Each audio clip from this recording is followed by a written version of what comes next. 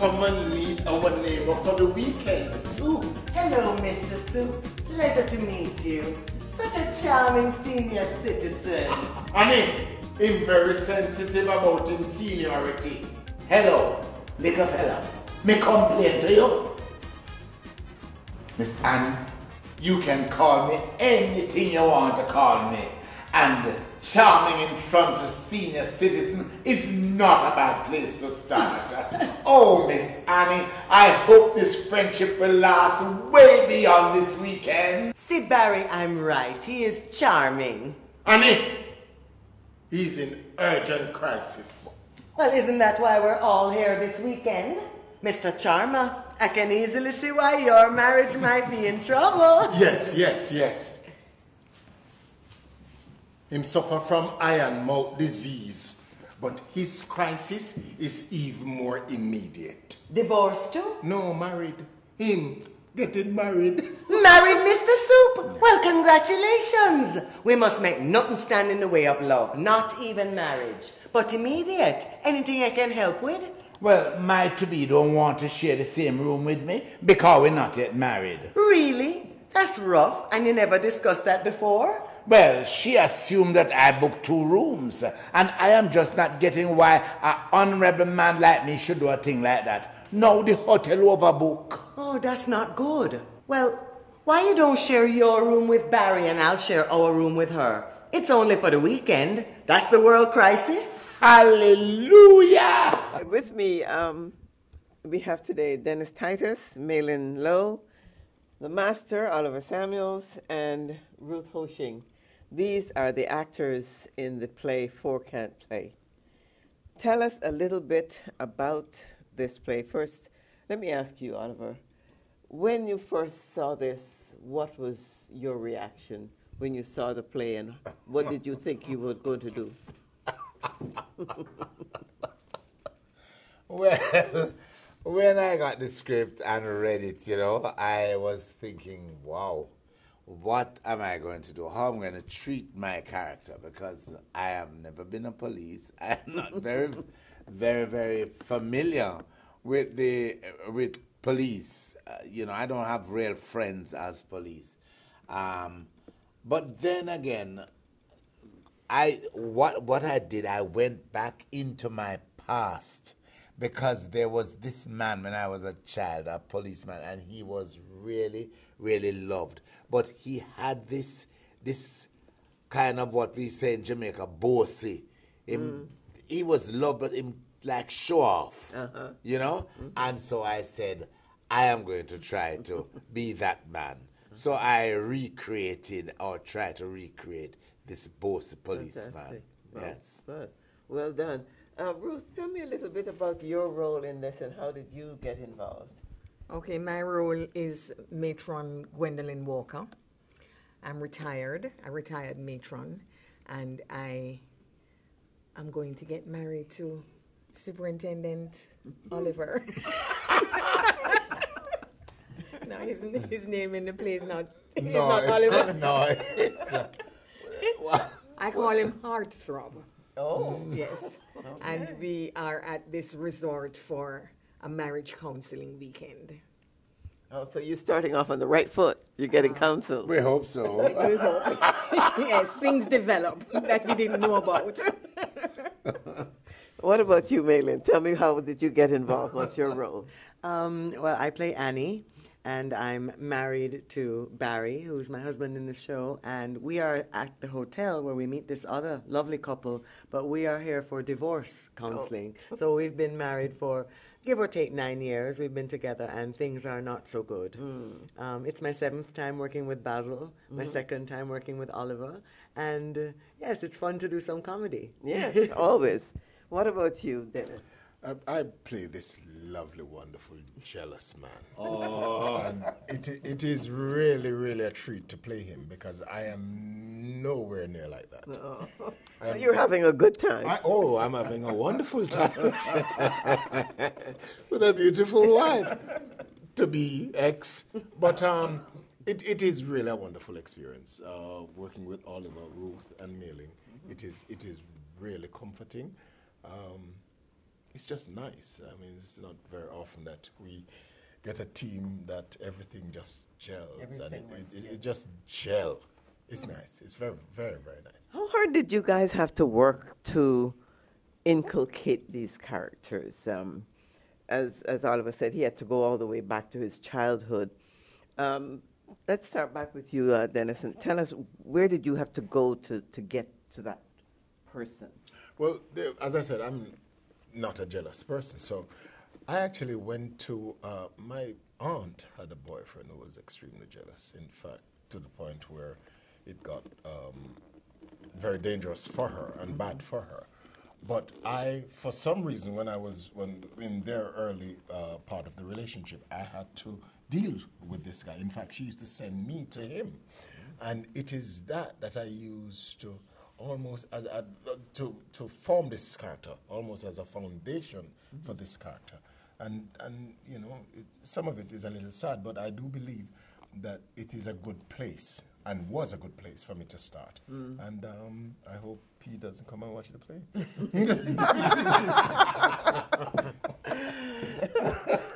But I know you said you had a difficult time in acting school. Well, yes, with the techniques, so to speak, yeah. Which you have obviously now perfected. Well, not really. Sometimes I use them, sometimes I don't use them at all. You know, as a Jamaican, there are so many different styles of theater that you can find a genre that you're comfortable with. And this particular role, this woman is very confident. She is a private entertainer. She is nothing like me in terms of, you know, I find her not a gold digger, but she's very opportunistic. And she has her sights set on what she wants. And me personally, Maylynne, I'm not so strong-headed and that kind of thing, more submissive.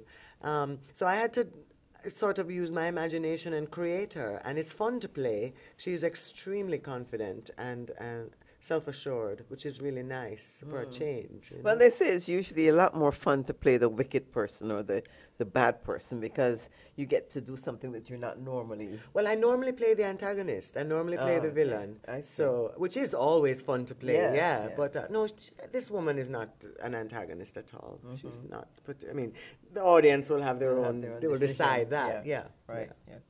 Ruth, tell me about you. Oh, well, I think Basil is getting to know me a little too much because I think a lot of the characteristics of Matron Gwendolyn Walker is probably really me in real life. You didn't have to dig very far. I really honestly did not have to dig too deeply into it. I guess, you know, she wants to get married. She's of that age. Superintendent is his third marriage. Yes. It's my first, isn't Yes, it? yes. I don't have any children. And all of these things sound like me.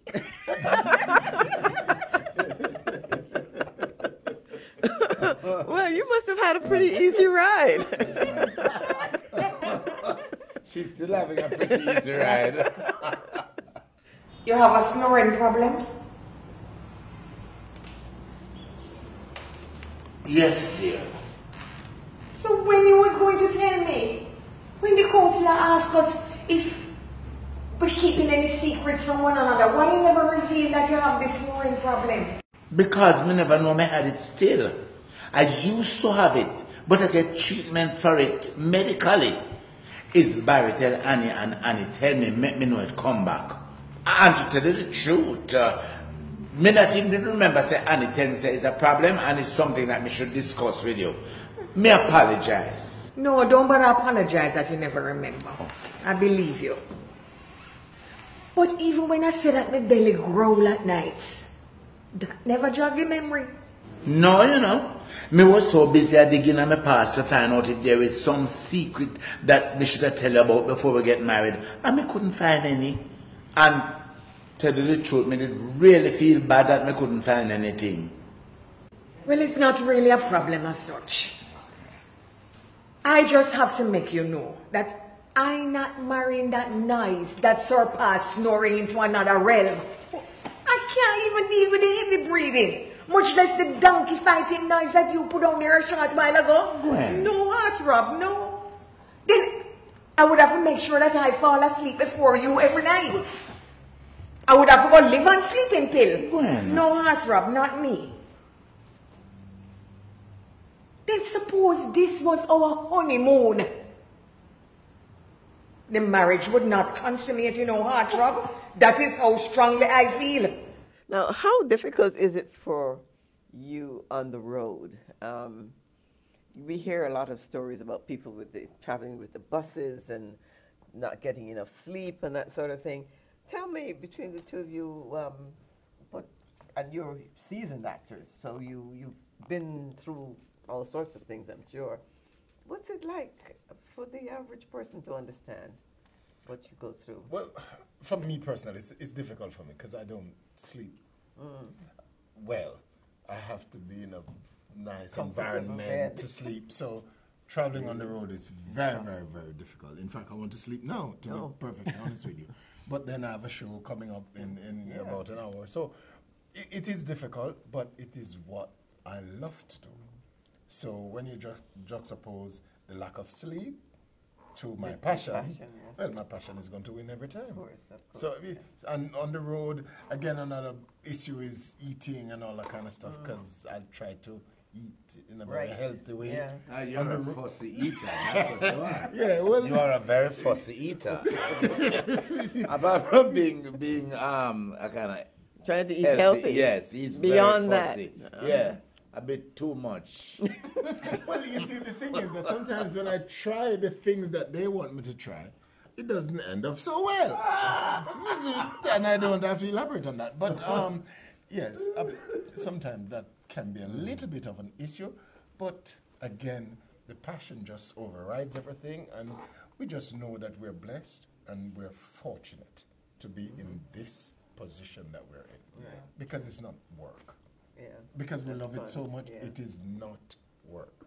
And it's really a blessing. It is really a blessing. That's good that you look at it that way. That's glad. Yes, But yes. Maylynne, for women, I'm sure it's a different story. You have to worry about hair and makeup and all that stuff. How do you navigate all that? I love touring. Touring is fun. I look forward to it. I think that the key is to just try and keep very healthy. You don't want to get sick at all.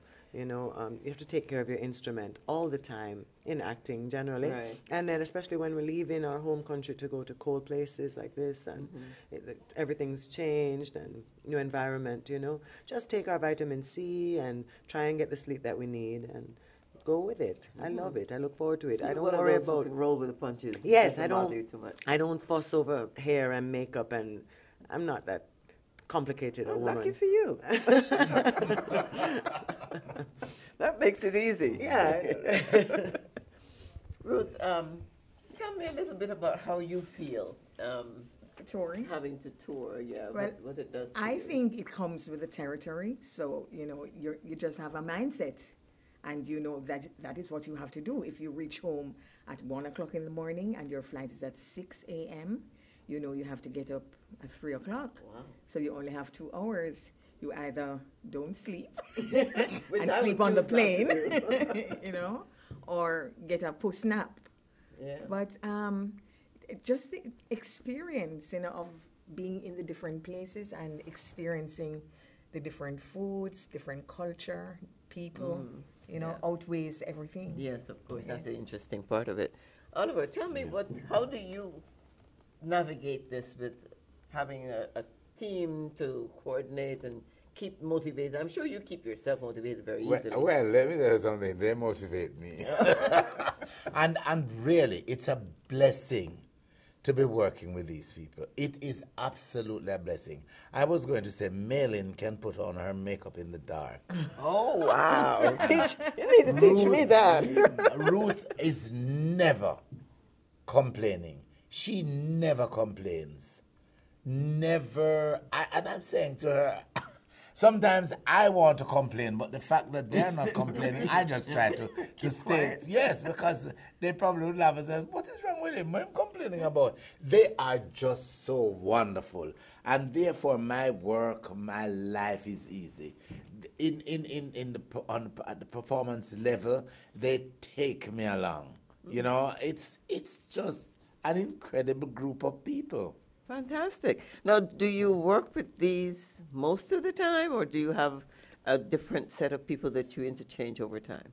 Well, for some time now, I've been working with Ruth and Dennis, and Maylynne has been with me twice now, and it's so pleasurable. Dennis has been with me for quite a while, but you know, it's just wonderful. I wish that I never had to move away from any of them. Yeah, it's wonderful. Wow. Now, do you help to bring in new actors, young actors? Do you mentor young actors who were interested in following in Jamaica? I leave that to the School of Drama. And also, Maylynne, in her presentation in the workshop, talked about cliquism, and it's not in a negative way. The fact that I'm accustomed to working with Ruth and Dennis and Maylynne, and the writer is happy with what we represent or we present his work. So he would want to write for us all the time. And this is how the theater is in Jamaica. But from time to time, one or two persons will come in. I can safely say that Jambi's Internationalists, which is another group, they from time to time change or move. You get new people into their group. But for me, no. When I was in social work and using theater as my forum, I would try to expose as many young people as possible. But let me tell you something again. These young people nowadays are so difficult to work with. They do something one time and it's successful, and they believe think they they're arrive. stars. Yes, they arrive, and it is very daunting and discouraging. Yeah, they don't understand that concept of working in the trenches, that hard work, Exactly. building from the bottom up. Definitely. Yeah. How much room do you have for improvisation, ad-libbing in some of your work? I know you're good at that. But let me tell you something about that, and I hope this will clear up the misconception by a lot of people who think that we go on stage and we make things up. Yeah. No, we don't. Either we have good writers, and sometimes during the process, during rehearsals, we will have discussions about the role, about the language, and this kind of stuff. And it's at that point that we inject some of what we believe would make the character richer, the language more beautiful, and is it more beautiful? Yes. Yeah. So that is that. But when it is set, it is set, and it never changes. Well, fantastic. Well, thank you all. It's been a pleasure talking with you, and we really look forward to seeing you perform and see you later on, whatever else you do. Thank you so much. It's my pleasure. Thank you so much. Thank you. Hey, Oliver Samuels here, inviting you to see our new comedy drama, Four Can't Play, with Ruth Ho Shing, Maylynne, Lowe, and Dennis Titus. Sharma, I can easily see why your marriage might be in trouble. Yes. I'm suffering from iron mouth disease. Basil Dawkins, Four Can't Play. With me is Basil Dawkins, who is the playwright for that play, Four Can't Play, featuring Oliver Samuels and his team. Tell me a little bit about how you came up with this idea to write this play. Where did you get the concept from? It's supposed to be an easy answer to this question, but it's hard. Essentially, I have a writing cycle. I open a play on the 27th of December every year, and by about May, June, I have to be thinking about the one that's going to be open for the 27th again. And essentially, it always comes from, it can be an idea, it can be just coincidences, it can come from anywhere. I just listen keenly, and it comes. And so, where did this one come from? I'm not even sure. I just know that I wanted to juxtapose issues relating to why couples seem not to be able to be lasting forever along. as it was supposed to be. And I came up with the idea that sometimes it's not any profound reasons. It can be some simple reasons. Simple things like changing. Simple things. One changes as one grows. And things that were not considered significant, suddenly, because of circumstances, become significant, and significant becomes major, and because it's not adequately addressed. And that the same reasons why people want to get married maybe is the same reasons that cause them to want to divorce later on. So I just juxtapose the two couples, a young couple and an elderly couple. The elderly couple wants to get married, the young couple They want to get divorced. And it is out of that interaction that there is an understanding as to, because each speaks to the other's concerns without even knowing. And they are making adjustments as they go along. They're becoming friends, and they are, in exploring the other's issues, are finding answers to their own. Yeah. Does that give some picture or flavor of what is happening with marriages in Jamaica? I would think so, and I think worldwide. I think I have some very simple theories, you see. I say marriages came under challenges when they invented motor cars. And then it became even under greater threat when they had the highways. And now you have that little device called a smartphone, which is too smart for its own good. And all these things, the institution of marriage and one man to one woman for the rest of life, and so on and so forth. All of these Are things under attack. are under challenges by these modern inventions. These things that were ordinarily not contemplated. And therefore, you have to come up with some strengthened commitment and find some higher reason for wanting to being, because there are a number of things coming at you at all different directions that will challenge So would you say then that maybe in some cases going back to simplicity, going back to the old simple way might be a way forward for some people? I think there is an answer, and it lies in learning to forgive. Because there are going to be reasons to forgive, but you have to have the motivation to forgive. And you also must know what is required to forgive. And I come to it sometimes not from the power of forgiveness, but also the power of unforgiveness. True. And the negative impact it has on the unforgiving life. And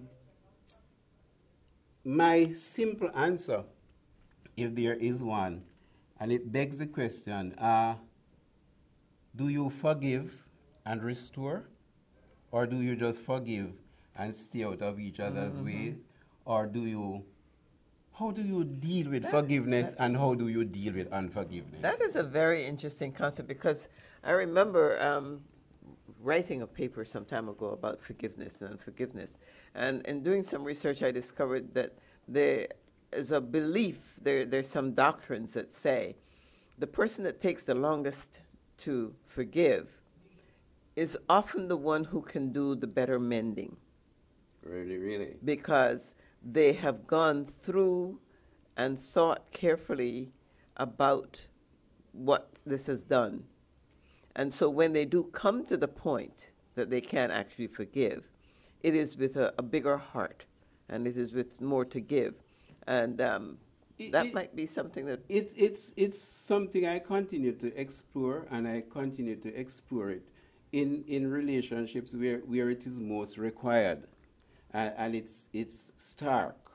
And I am saying that sometimes it ties up with your ability to recollect pain. True. That the person who has a greater ability to recollect the pain that was caused finds it more Harder. troubling Yeah. to forgive. Yeah. I can And relate to that. therefore, it almost begs for some amnesia, you know? And I can see that. it sounds strange, Yeah, I and can understand that. maybe it's the madness of the playwright's head. But those are some of the issues I want to explain, that sometimes we are held back by our memory. And that if forgiveness helps when we don't remember the pain that was caused when the wrong was done or the perceived wrong was done. Interesting. That's a very interesting concept. Very, very interesting. So I'm looking at that now. Yeah, very good. And, so you write all the time? No, I'm a writer-producer, so I write mostly when I'm on tour. So my writing I think about it all the time. You have to listen to the universe and listen to what's happening and listen what you wish to, or what the masters wish you to write about. And it's, as I did say at the beginning, it comes in strange ways and different ways. The subconscious communicates with the conscious in quite different symbolic ways, and you have to be mindful and be watchful. But the deep and serious writing starts about now. While there is a tour, and while you've been locked up in hotel rooms in strange cities, That's the time and you're away from the everyday Yeah. phone calls and meetings and all of that. So I write intensely, like for the next 4 months, and then by the time the tour is finished, we go straight into rehearsal. Wow. And then open on the 27th again, and we do it all over again. All over again. Well, all the best to you. Thank you so much for talking with us. My and pleasure. we look forward to what you're producing here. And I look I'm forward sure to- more. I trust that the audience will like it. I always like when I communicate and make a link with the audience that we know don't only entertain, but we give you something to think about. Yes, definitely. Well, I appreciate that, and thank you so much again. All the best.